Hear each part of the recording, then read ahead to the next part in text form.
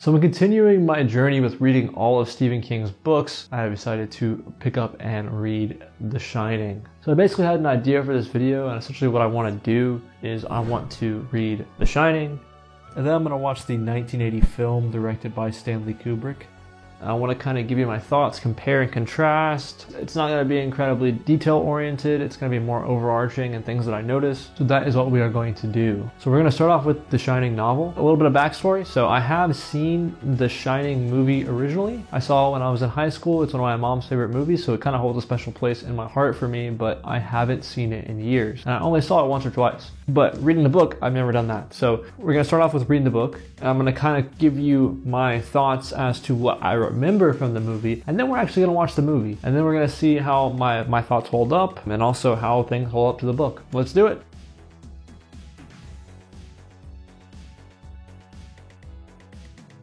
I'm making this video a little late. I've been very busy with work the last couple of days, but I have started reading this book. So currently I am chapter 19, about 240 pages into this book. So yeah, I am already a decent ways in, but let's go over what has happened so far. So essentially we have these same characters that are in the movie. We have Jack Torrance and his wife Wendy, as well as his son Danny Torrance. Jack, which I don't remember if this happens in that movie. I think like one thing I noticed already off the rip was that the backstories seem to be a bit more fleshed out in the novel than they seem to be in the movie, but maybe that's just my not remembering things. We'll see when that comes up, because I feel like we definitely understand a lot more of what led Jack, Wendy, and Danny to be in the situation to where they're gonna overlook this hotel, which is ironic considering the hotel is called the Overlook Hotel. Coffee break, 1 sec. Essentially, so Jack, he has some trouble at his previous teaching job. I won't go into too many details. I'm gonna kind of try to keep things as general as possible. Like, we may talk about some light spoilers, but this is a pretty well-known movie. I think most people know how this ends. Here's the bit. So, I think I'm gonna be spoiling too much, but I also am not gonna, like I said, going into too many details. So Jack has these reasons for, he needs a job, and he gets referenced to overlook this hotel called the Overlook Hotel, and he ends up getting the job. It seems like right off the bat, the hotel manager, I guess he would be, is very much so like, this is a difficult position. Like, are you sure you want to do this to the family? We've had people kill themselves. He mentions that, and there's been some dark things that have happened in this hotel. And the manager kind of alludes to him and like kind of warns Jack, not directly, but he's like, yeah, you sure you want to do this? And Jack is like, yes, I do. We also know that Jack and Wendy have been having a bit of a struggle with their marriage. Jack was an alcoholic. He kind of mistreated his son Danny in some ways too. He's not a great person per se, but he does love Wendy and Danny. That is something you can't deny. And then the other thing that I noticed is that, I mean, obviously Danny is their son, and he has this ability, which we come to find out is known as The Shining. And The Shining seems to be things that are in the past or the future that could or could not happen. It's like seeing things, but they're not necessarily always true. What? I don't understand exactly everything about it. He has this imaginary friend that he sees, and then he takes him into this other almost like vision-like state, like trance state, where he can see things in the future or in the past. And like I said, they don't always happen. So it's like he just has these visions essentially. And that's what we know as The Shining.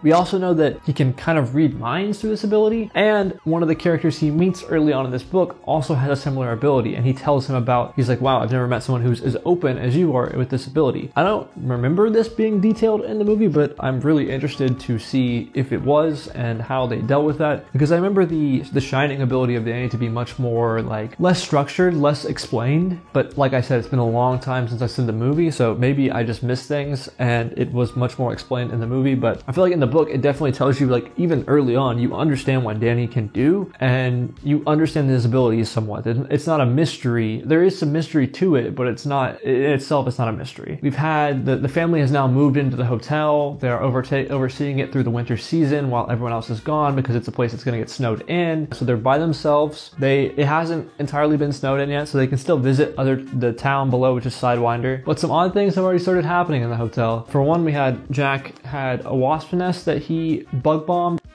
and got rid of, and then he gave to Danny as a gift. Danny put it in his room, and Jack was certain that there was no wasps in it and that they were all dead, and in the middle of the night Danny ended up getting stung by a bunch of wasps flying out of it, and it ended up having hundreds of wasps in it as Jack threw it out. Just a weird occurrence. That one really struck me actually too, because I'm terrified of wasps. I got stung as a kid and it was a very traumatic experience. My ear swelled up like 3 times the size and I had to go to the hospital. So that scene like made my skin crawl the entire time, and may have actually been one of the scariest Stephen King scenes I've read so far for me personally, but just because I distaste wasps so much. Nonetheless, I think we're just gonna go read some more. I think this has potential to be one of my favorite Stephen King books. I don't think it will be my favorite unless something really changes. The bar is just set really high for me with 11/22/63, but I think it's gonna be up there. I'll tell you that much from already reading from what I've read. So just gonna continue reading, I suppose.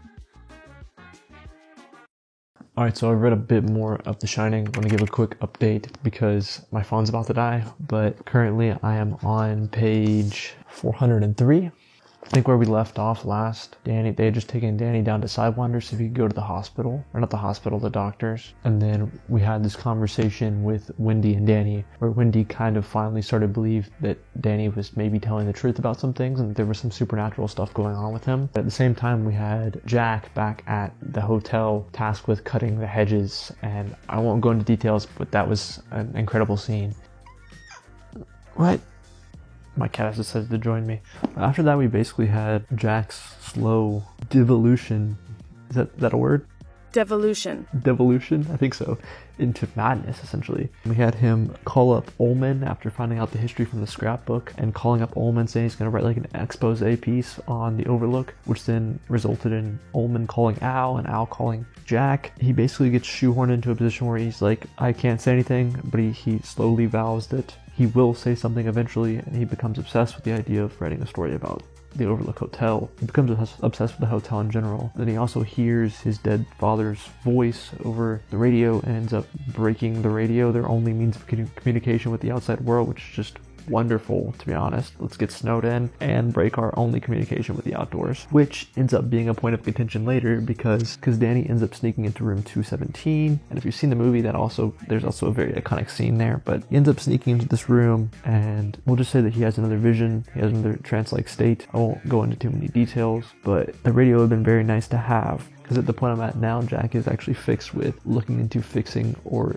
what they have for a snowmobile to see if it would be a way of getting Danny down the mountain, because Wendy is freaking out and really wants to get Danny out. She thinks it's an evil place that is influencing Danny and Jack poorly, and she's not wrong, to be fair. But I also think that it's very interesting that both Jack and Wendy have elements of their parents in them from this book. I think Jack has the elements of his abusive father, which we see and him kind of battle with, as well as Wendy and her like way that she can be dismissive of other people around her in regards to Danny, specifically Jack. But yeah, we had like the scene where Jack goes into the bar and like imagines himself in a party from the past, like drinking, and all these other scenes where he's just imagining all this stuff. And it's safe to say that I'm pretty sure from here on out, our chapters with Jack are just going to be, like I said, a de-evolution to madness, and that's how it feels. We have Jack just de-evolving into madness, Whitney's freaking out trying to figure out how to save them, and Danny's like experiencing all of it. This book is amazing though. I'm really enjoying it, and I just can't put it down. So that's why these updates are few and far between, because I keep just like reading multiple hundred pages, then I forget to record and I just want to keep reading.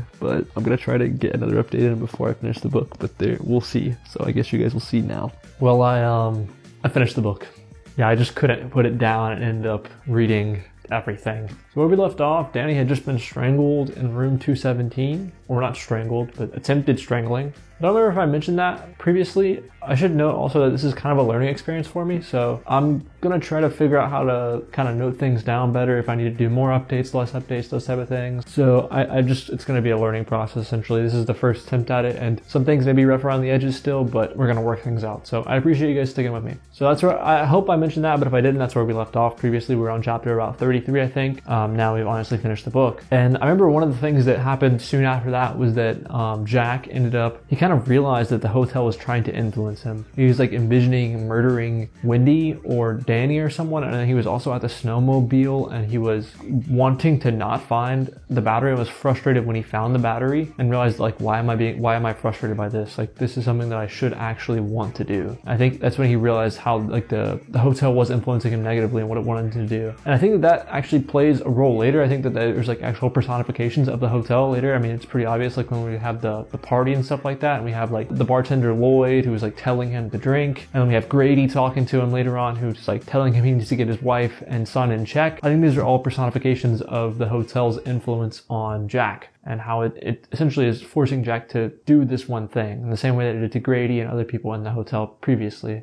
Then we also have the whole thing with Danny starts calling Halloran. We have the journey of Halloran as he tries to get from Florida to the Overlook Hotel. We kind of are crescendoing, or like moving towards a climax in the book. So I think after we kind of have that scene where Jack starts drinking, then I believe like Wendy and Danny were hidden up in their suite. Wendy comes down to make them lunch and finds Jack passed out and drunk. He had like hit in his head or something. And they end up getting into a fight. She ends up like hitting him over the head with a bottle or something, and then knocking him back out, and they end up taking him and locking him in the like dry storage area. And then of course we have Grady coming and letting Jack out, which is just like kind of like the hotel's influence. It shows that the hotel can actually interact with things, which was obvious before because we'd had like the Hedges attack Danny. Even though Halloran said originally that the hotel couldn't actually, it was just illusions and it couldn't actually hurt you, it's obvious now that it can. He even realizes that later on when he arrives on the snowmobile and gets attacked by Hedges. Those scenes were super interesting to me. Like the Hedges being like these creatures that are moving around and attacking is kind of terrifying. It's not too terrifying, but just overall really cool. I thought it was really creative and I liked how that was written. And then we kind of have like the last, like the climax, the plateau, right? As Jack finally fully embraces madness. We have like this party going on and there's this unmasking chant, and we have Jack escaping from the dry storage and having his showdown with Wendy in their suite's bathroom, where she locks him out of the original room, then locks him out of the bathroom, and he comes through with the mallet. He's breaking the door down. A very iconic scene from the movie, but of course in the movie he uses an axe instead of a mallet, which I found interesting that there's a difference, but I guess it makes sense. An axe is much more terrifying for like a screen picture or like a movie, whereas a mallet, like a croquet mallet, isn't like that terrifying. Really, I mean it is terrifying, don't get me wrong, but an axe is definitely way more intimidating. Like that's not, you can't debate that. I would definitely wouldn't want to be hit with the croquet mallet though. And Wendy takes a beating, like she gets hit multiple times by Jack and it's just like brutal. And like I think she gets hit in like the ribs, she gets some broken ribs, she gets hit in the leg one time, like she just gets beat up by this croquet mallet. And then we have he's about to break into the bathroom to attack Wendy, and we hear Halloran's jet ski finally arriving. Jet ski. They're both like those type of things, right? His snowmobile, you know what I mean. So we hear Halloran's snowmobile is finally arriving, and Jack leaves the bathroom to go and find like Halloran or see what is happening. And the whole time in the book, we also have Danny missing. We don't know where Danny is. Danny eventually has to confront Jack, and he has the most interesting confrontation ever where he essentially like gets through to Jack, and then Jack just ends up like murdering himself. He just like starts bashing his head in with the croquet mallet to hide its face, because like that's what Danny says. It's like, you're only a face here, like you've done this to other people. It's kind of like the hotel just takes over and like almost possesses people, and it does that to Jack, it did that to Grady, it did that to all these other people. And then of course we have the ending, which in the book is very surprisingly different than the movie. I should also note that I did watch the movie. We're going to go into that right after this, but the ending, I think the ending is one of the biggest differences that we have between the book and the movie. So yeah, we obviously have this boiler this whole time that Jack has been having to take care of, and while he was locked in the dry storage, no one was taking care of the boiler. And I kind of thought about this and saw maybe this avenue kind of coming, and I was happy that it did. So essentially what happens is they're having that confrontation, right? And right after Jack, I'll put that in quotation marks because it's not really Jack at this point, it's more the Overlook Hotel. We have Danny remembering, he's like, oh wait, the boiler room, like the boiler room hasn't been treated. This place is gonna explode. The Overlook Hotel, or Jack realizes, oh no, the boiler hasn't been actually, like we haven't actually released this pressure in a long time, like it's gonna be extremely high. And so Jack, instead of dealing with Danny, ends up rushing down to the basement, and then from there, Danny, Halloran, and Wendy, they run out of the hotel explodes, and yeah, Jack and the Overlook Hotel is no more, which I thought was like a really good ending. I really liked the whole boiler aspect, which I'll go into a bit more later when we talk about the movie. And we have that final scene where Halloran just kind of talks to Danny on the dock and they catch a fish. They don't really say too much. Like obviously he says that like he's seen a lot of things that he shouldn't have, and he had to grow up really quick and stuff like this. Even though I know like Stephen King notoriously doesn't really stick landings that well, I think that the ending with the Overlook Hotel exploding was really good. I enjoyed that aspect, but maybe the last scene, while I enjoyed it, and I thought it was good. I feel like there is some more that could have been said in that ending. But overall, I gave this book 5 stars. I think this is a great book. This is my third 5-star book that I have given Stephen King, including this one, The Stand, and 11/22/63. I think all those books are really great. This book was fantastic. I couldn't put it down. I was just burning through it. I would highly recommend this to anyone. Even if you've seen the movie, I think it's worth reading this, because I think the book is very different from the movie. Not I shouldn't say very different, but they're both good in their own right. Alright, so now let's talk about my experience watching The Shining movie and compare it to the book. So one of the first things I noticed that was very different was the conversation that Danny has with Hallorann in the beginning. So in the book, we have Hallorann and Danny having this conversation. They're not actually speaking. Most of it is going on like through The Shining, or telekinetically is an easier way to put it. But in the movie, they very much so have a sit-down, normal conversation and talk about things out loud. I also feel like they don't talk about a lot. Hallorann doesn't really explicitly warn him how things could happen in the hotel. He kind of alludes to it and talks a little bit, but Danny just seems to like kind of know things. And in the book, Hallorann is much more forthcoming about things. He's like, hey, like, call if you're in need, please call. And we don't really, I don't remember Hallorann doing that in the movie. I don't think he ever says for Danny to reach out to him. He doesn't tell Danny that he's extremely powerful on the Shine. He doesn't tell Danny a lot of these things. Like, obviously, a lot of these things that I'm going to be nitpicking, they are finer details, and it is a movie, and we're comparing it to like a 600-page book, so it makes sense that some things are going to have to be taken out. So take this all with a grain of salt. I'm not like saying that these are bad or negative things always. I'm just saying what I noticed. The other big thing that I noticed though, and this, I won't lie, is a little bit negative on mine, is that I really didn't like Jack's character in the movie. He was just kind of an arrogant, narcissistic prick the entire time, and was really focused on himself and his writing, which I didn't feel like in the book was that big of a focus. In the book, like, obviously, don't get me wrong, Jack is a bad character. He's a bad guy. But I think in the book, you understand why he is the way he is a bit more. He's a bit more human. You can tell that he loves Danny and he loves Wendy in some way. He's just flawed. Whereas in the movie, I just felt like even off the rip, he was just completely cold and just off-putting the entire time. I feel like he didn't really have a good side to him a lot of times. I don't want to come off like I'm taking away from Jack Nicholson himself's performance in the movie, because I think he does a really good, great job. But I think it's just how the character was written in the book differs from how the movie is a little bit to me. And we see the same thing in Danny as well, which I'll go into in a bit, but Jack was the really polar opposite for me. Like, I really didn't like him in the movie. I thought he was very, like, rude. Like I said, I thought he was very focused on his book. And, like, he's like, we are here for me to write the book. Whereas we are here for me to write this book that I'm working on. Whereas in the movie, it was much more like, or in the book, I should say, I'm getting it confused because he's writing a book in the book and the movie.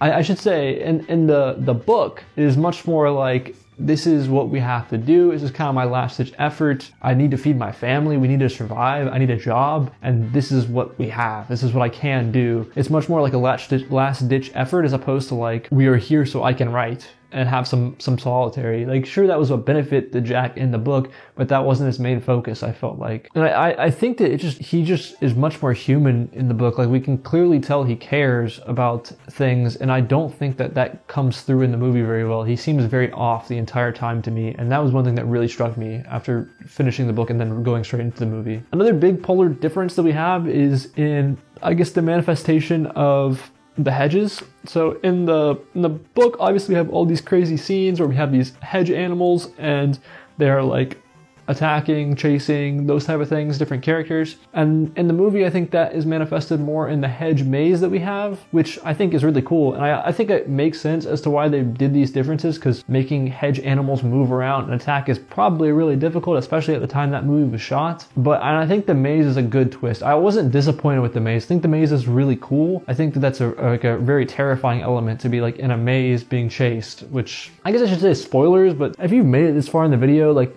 surely you've seen the movie. I'm just going to be honest. I also felt like, though, going back to the character thing, I feel like Danny was very unresponsive a lot in the movie as opposed to the book. And like in the book, like obviously he's a young child, right? Like we can't deny that fact. But I felt like in the book he was sometimes the voice of reason. Like he understood the emotions of his parents very well because he could shine and read into them. And he also understood what was going on. He was like helping tell Wendy what was happening. In the beginning he wasn't the greatest, but in the end he becomes much more forthcoming with what he knows and what he sees. And I feel like in the movie he would just like kind of be like, I see this, and he would just be like, just know things, and he wouldn't really explain them to the people around him. I think that that's fair. I think that like I said earlier, this is not nitpicking. I think it would have been hard to explain everything in the movie. I think that like some things are just gonna get glossed over because that is the nature of converting a book to a movie. But that was one thing I noticed. It was a very minor thing. I think the biggest thing for me that kind of drew me away from the movie, which I don't want to say that I had a negative experience with the movie at all, but one thing that the biggest thing right now that has drawn me away was Jack as a character. Danny I could live with. I think he came off as a kid, and he is a kid, but in the book I think he comes off very much more mature. He's definitely more conversative and gives information to Wendy and Danny a lot more than he did in the movie. Also on the front of Danny we have Tony. Tony is this other being, alter ego, imaginary best friend, whatever you want to call it, of Danny's in the book that shows up when he enters these trance-like states associated with The Shining. But in the movie, we have like this finger movement, and Tony inhabits Danny and kind of like almost takes him over, goes into an alter ego type form, like split personality type thing, and kind of like does this motion and talks in a different voice. And we don't have that in the book. I think Tony is much more inside of Danny, and Wendy and Jack don't really get to see this manifestation of Tony in the book. But in the movie, it's much more like this is what Danny does. We are used to him doing this. He has this other part of him called Tony where he talks in a different voice and starts predicting things. I'm not going to say one is better or worse. I think it's really hard. Like same thing with the hedge animals. I think it would be really hard to show Danny imagining these things and having these visions with Tony in them, because Tony is almost described as like this dark character that he can see in as like his peripheral vision a lot of time and not directly head on. And I think that would have been hard to describe, but I don't think it would have been impossible. But I don't have too many problems with that manifestation of Tony. I just didn't know it was different. One thing that I really thought was cool in the movie though, and I want to praise it for, was we had those showing where throughout the movie we're just getting random days like Tuesday, Thursday, Monday. And I think that's really showing how easy it would be in the situation to lose track of time. And I thought that was really cool. I think that was a really cool filmmaking element that I assume Kubrick did in this film that was just really cool. It showed like how easy it would be to lose that tension, or like lose when you're just in one place doing the same things over and over again, how the day of the week doesn't really matter. And I felt like that was kind of what that described in the movie while that was happening. But another thing that I felt like would have added to the madness, or the de-evolution into madness, I should say, of Jack was the boiler in the book. I think like managing the boiler and having to like go every couple hours and release the pressure would have been very like monotonous and like routine building, to the point where it would have made you go crazy, especially like in the same regard as the days of the week what I was talking about. I feel like that would have definitely made a lot of people be like, it's like a never-ending job that would just, it's not hard to do, but it's very easy to drive you crazy because you can never fully take it off your mind. And I think that wasn't done in the movie at all. Like I don't remember the boiler ever being mentioned or him ever having to really deal with that. And I thought that was a really, really interesting way, like I said, to kind of show a cause of Jack's de-evolution into madness other than just cabin fever or the hotel itself. One thing about the movie though is the scene where Jack actually goes into room 217 after Danny comes out of there and he sees the young woman and then eventually the older woman. That scene was so unsettling, it was crazy. I think that was definitely one of the more unsettling scenes from the experience of the story. Obviously it was visual, so it's hard comparing it to the book, but I think that may have been one of the most unsettling scenes in the story in general, for sure, at least for me. I also thought just in general, like we have a difference in how Danny gets plagued in the movie and the book. Like in the movie we have the manifestation of two, obviously Grady's daughters, right, that he murdered. They're kind of following Danny around. We have like this hotel.